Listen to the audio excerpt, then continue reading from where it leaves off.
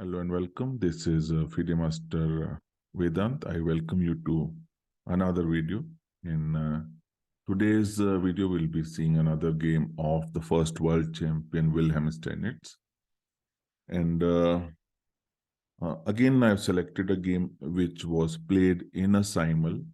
Usually, some of the best brilliancies of the masters came against players who played against them in a simul. So all these games were very instructive and had the most beautiful finishes. So let us see the game. The game was played in a simul in London in 1863.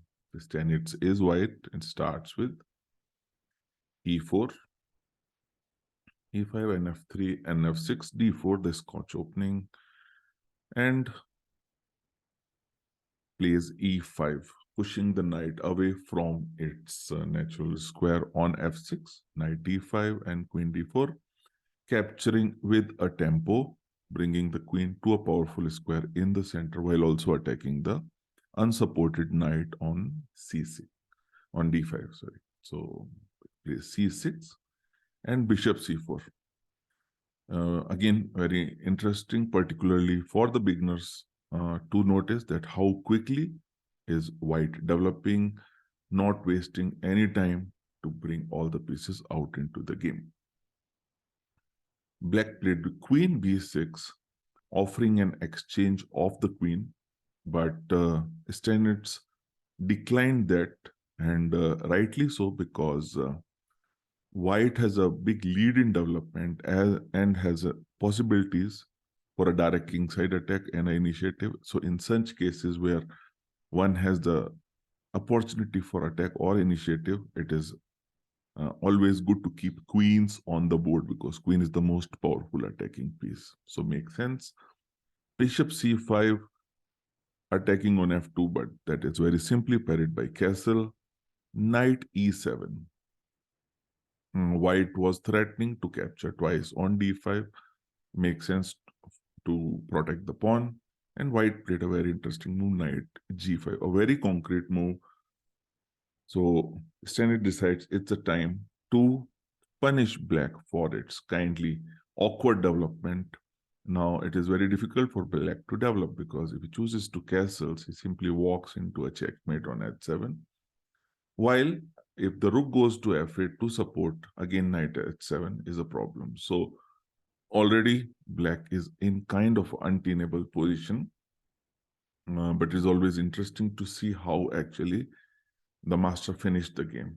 That is a very important technique and method to learn. So black played g6, knight into f7, rook f8, and knight d6. A very interesting move because the bishop cannot capture, because recapture with the pawn on e5 would leave the knight on e7 with a fatal pin and giving white a totally winning position. So king decides to move to d8, and white played a very interesting move, queen h4, again creating a pin on the knight. If bishop captures, pawn can capture it back again. There's no way to protect this knight. Queen c7, and at this moment, Steinitz was able to realize the tactics which he had seen, and which is very typical in these positions where one of the sides has a bad position of the king is stuck, and other pieces are not at all developed.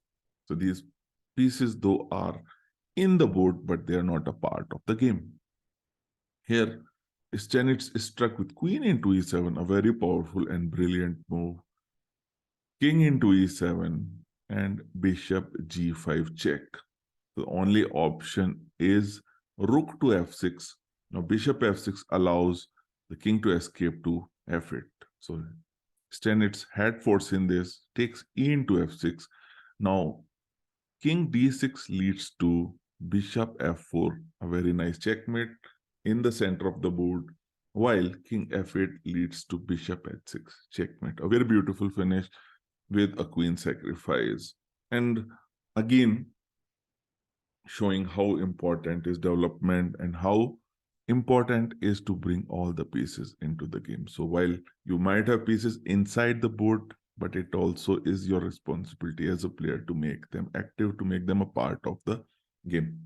So another brilliant finish by the first world champion William Steinitz. I surely hope you like it and enjoyed the game. Do subscribe and keep updated about the upcoming lessons, which I upload on a daily basis. Thank you so much, and I'll see you in the next one.